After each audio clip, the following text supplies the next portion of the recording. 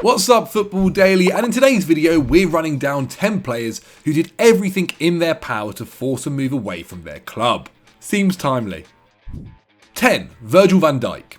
When Virgil van Dijk eventually signed for Liverpool at the end of 2017, it had been almost a year in the making.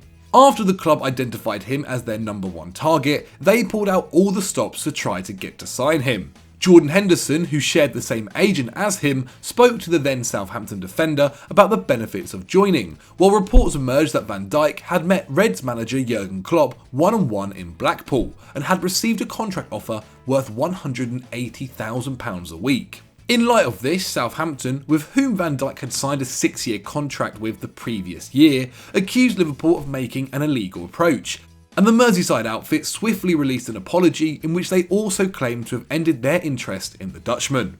But Van Dijk, with his heart set on a move to Anfield, took matters into his own hands. Having been left out of the club's pre-season squad and told to train alone by Maurizio Pellegrino after allegedly telling the Saints manager he wasn't available to play, he handed in a transfer request, subsequently missing the first 4 games of the season and being demoted to the under-23s. But his tactics worked. His determination to leave was seen as a reason for Klopp and Michael Edwards to continue their pursuit, and within 3 years, he'd lifted the Champions League and the Premier League with the Reds. 9. Luka Modric.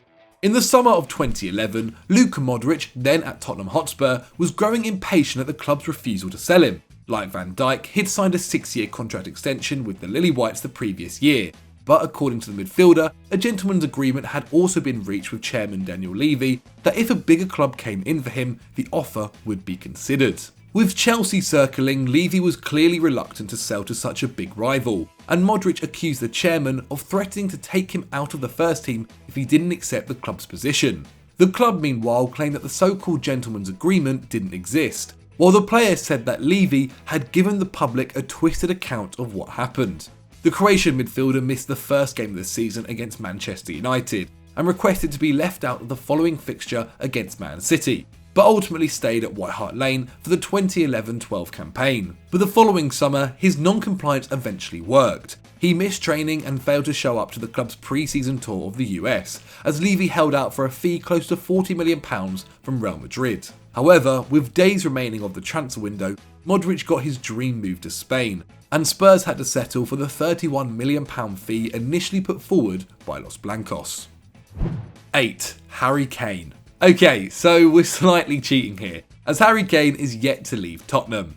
But like Modric before him, the Spurs striker is seemingly ready for a showdown with Daniel Levy. In May 2021, reports emerged that Kane had informed Spurs of his desire to leave, with sources also revealing that the club had persuaded him to stay the previous summer.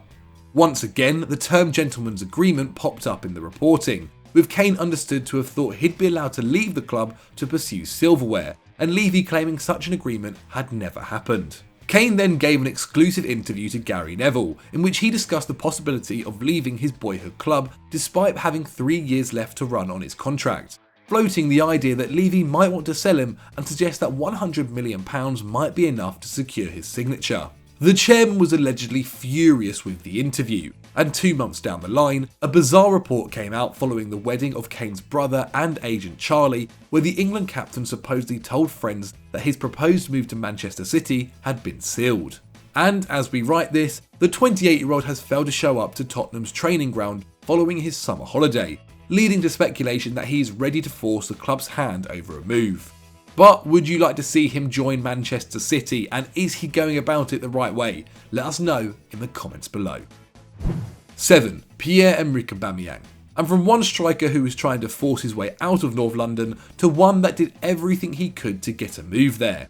Pierre-Emerick Aubameyang had established himself as one of Europe's top goal scorers whilst at Borussia Dortmund, having scored 120 goals in 189 for the German club between 2013 and 2017. But after interest from Arsenal in the summer of 2017, the Gabonese international's head was definitely turned, although on the pitch it didn't seem like it. Aubameyang would score 10 goals in BVB's first 8 fixtures, as they led the way in the Bundesliga at the end of October. Off the pitch though, he would regularly skip team meetings and refuse to train in the final session of the week, when the side would go through their tactics for the upcoming weekend. This ultimately led to boss Peter Stöger suspending Aubameyang from the club in January 2018. And when he finally got his £56 million move to Arsenal later that month, he apologised in his own unique way. He said, "Maybe it was not the best way I chose, but everyone knows that Oba is crazy. And yes, I'm a crazy boy." 6. Dimitri Payet. Signing for West Ham United ahead of the 2015-16 season, virtually everything Dimitri Payet touched in claret and blue turned to gold. The Frenchman scored 9 goals and set up 12, becoming feared for his set-piece ability as he guided the Hammers to European qualification in their final season at Upton Park. But despite signing a 6-year deal that made him the highest paid player in the club's history halfway through his debut campaign, it was announced by manager Slaven Bilic in January 2017 that Payet no longer wanted to play for the club. This led to him being left out of a number of matchday squads as former club Marseille aimed to bring him back to France. Chairman David Sullivan actually wanted to keep Payet trapped at West Ham in order to make an example of him, before realising that would have not helped the club in any way. He would soon be sold to Marseille for a club record £25 million, with Payet later admitting he knows how to piss everyone off, and it certainly worked in East London. 5. Cesc Fàbregas. Barcelona's interest in Cesc Fàbregas hardly came as a surprise. After all, he is a Catalan native and was part of La Masia until he turned 16, when he moved to Arsenal for more first-team opportunities. And as we know, Fàbregas became a club legend, going on to make over 300 appearances for the Gunners. But Arsenal fans were less than impressed with how his time in North London came to an end. Barca first came calling during Spain's successful 2010 World Cup campaign, submitting a €35 million offer for the midfielder, which was of course rejected. The following summer, Fàbregas did everything in his power to force a move back home. 24 years old and entering his prime, Fàbregas repeatedly missed training sessions and refused to travel abroad for pre-season friendlies. He was willing to return up to £5 million in bonuses he had received in order to facilitate a return to the Camp Nou, and even missed the first Premier League match of 2011-12 to push through the deal. And that was the final straw. Fàbregas' €34 million move to Barcelona was completed days later. 4. Antoine Griezmann. You'd have thought that Barcelona triggering Antoine Griezmann's €120 million release clause would have been enough to get him out of Atletico Madrid, but the player himself also played his part in forcing through the transfer. Less than a year after releasing an hour-long documentary in which he announced he was staying in the Spanish capital amid interest from Barcelona, and signed a new contract at the Wanda Metropolitano, he went back on his word in May 2019, releasing a video through the club's Twitter account thanking fans for an incredible 5 years. And with Barca still negotiating the deal 2 months later, the French forward failed to turn up for pre-season training, and within days the transfer was sealed. Despite the huge windfall, it was a move which left a bad taste in the mouth of Atleti fans, who had been messed around by the constant speculation around his future over the previous 2 years. Or the club disputed the fee, claiming that because Griezmann and Barca had begun negotiating before his release clause dropped from €200 million that July, that the Blaugrana should have paid €80 million more than they did. 3. Morgan Schneiderlin. The 2013-14 campaign was Southampton's best in 12 years, finishing 8th in the Premier League. And as they'd only been back in the top flight for 2 seasons, they were earmarked as a side with talent ripe for picking. That subsequent summer, they saw Luke Shaw, Adam Lallana, Dejan Lovren, Callum Chambers and Ricky Lambert leave for top 6 clubs at a combined price of £110 million, whilst manager Mauricio Pochettino also departed for Spurs. Morgan Schneiderlin expected to be another allowed to leave St Mary's, with Poch keen on bringing him to White Hart Lane for around £10 million, but given their losses already, it's not a move Southampton were willing to sanction. This led to the Frenchman, who spent 2 years with the Saints in League One, declaring himself not physically or mentally ready as pre-season rolled around. He even tweeted 6 years of an amazing journey destroyed in 1 hour, as the then 24-year-old almost handed in a transfer request to new boss Ronald Koeman. However, the Dutchman convinced Schneiderlin to stick around for 1 more year, when he'd eventually get his big move, sealing a £30 million transfer to Manchester United. 2. Robbie Savage. Perhaps the least high-profile footballer on this list, Robbie Savage was nevertheless an important player for Birmingham City when he left for Blackburn Rovers in January 2005. But had he not played dirty, he may not have got the move he wanted.